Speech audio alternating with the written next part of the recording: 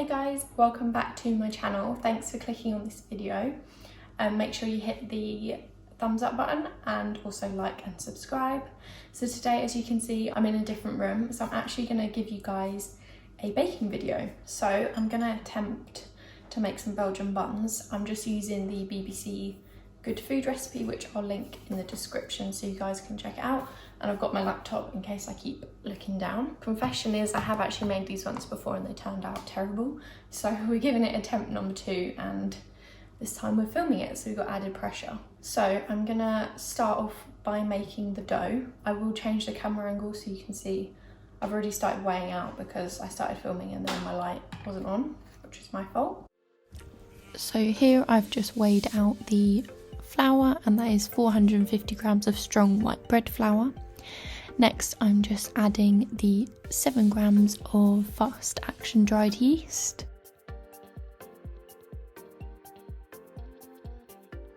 Then we've got 75 grams of caster sugar and just a pinch of salt. I'm just mixing this all together, and then you will see that I will make a well in the middle, and that's where we'll put our wet ingredients in. So I'm just weighing out 165 grams of milk, and then I've also put this in the microwave just to heat it up. Now I'm weighing out is 50 grams of unsalted butter. Again, I melt this in the microwave, and then I'm just adding the warm milk and the warm butter into the middle. Now you should add the egg here, but I felt that the milk and butter was slightly too warm, so I just mixed it into the flour a little bit just to cool it down. I didn't want to cook the egg.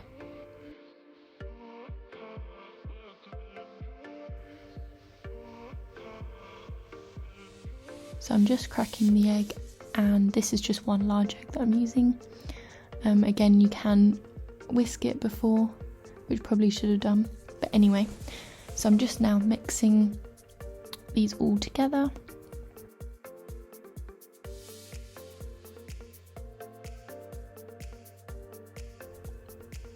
And I've just added a bit of warm water to the same jug that I had the milk in, just because the mixture felt quite dry. And then I'm going in with my hands now, just because it was a lot easier to bring everything together. And just gradually starting to knead it and get all the extra little bits. Again, if you need more water, just add little drops at a time, because if you add too much then it will just become really sticky and hard to work with. So I'm just moving the bowl out of the way, and I've floured the surface so I can start kneading. And I'm just kneading for a few minutes until the dough becomes a lot smoother and stretchy.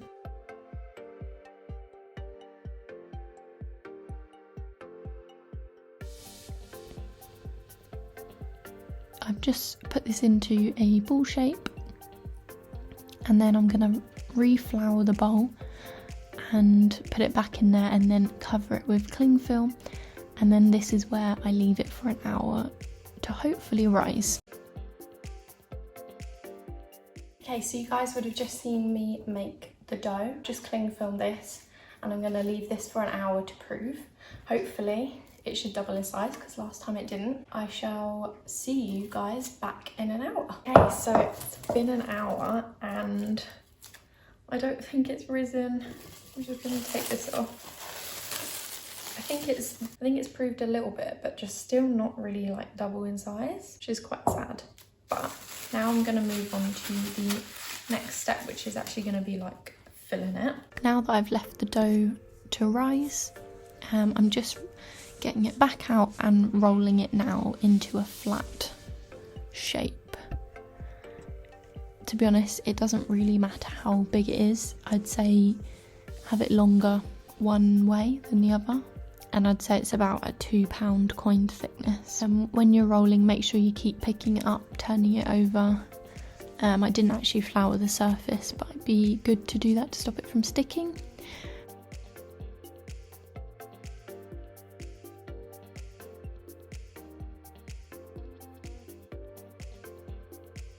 Now I'm just getting 5 tablespoons of lemon curd.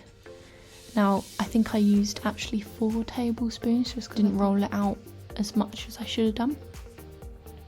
And then I'm just smoothing this out with a spatula to make a nice even coating of lemon curd.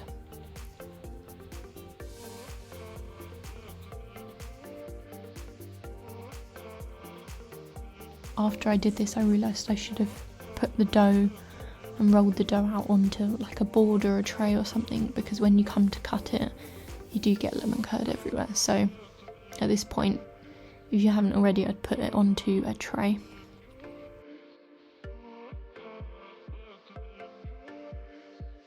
So now I am just getting 150 grams of sultanas. So I've actually got raisins here, but to be honest, I think they're the same. So I'm just sprinkling some of these out. I didn't weigh the amount of sultanas and I probably didn't use enough, but I felt I didn't need to weigh these out, say when washing up.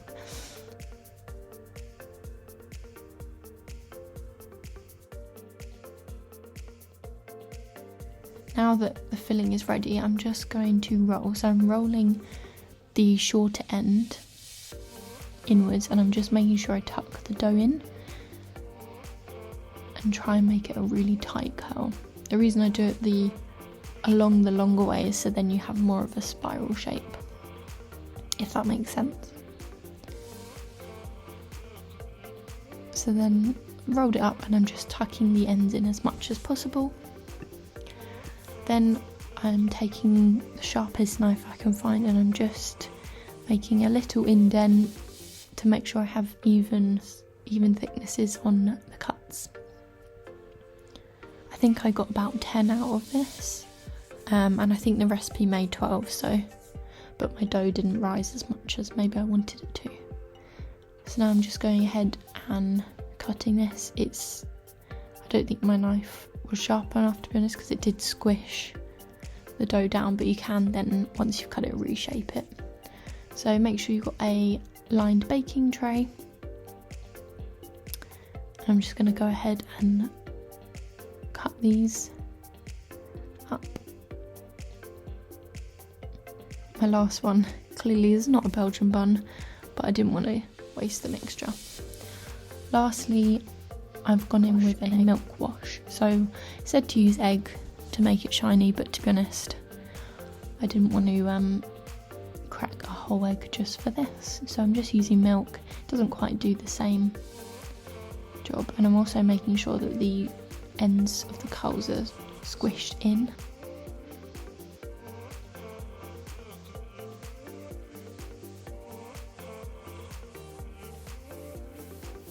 Okay, so they're out of the oven now, and I'm actually really pleased with how they turned out.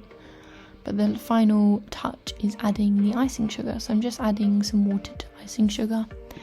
The recommended amount is 250 grams of icing sugar, and then it doesn't say how much water, but I say just add little bits until you think it's a good consistency. I think I even went maybe a bit too runny. By the time it's set, a lot of it had sort of dribbled off, so.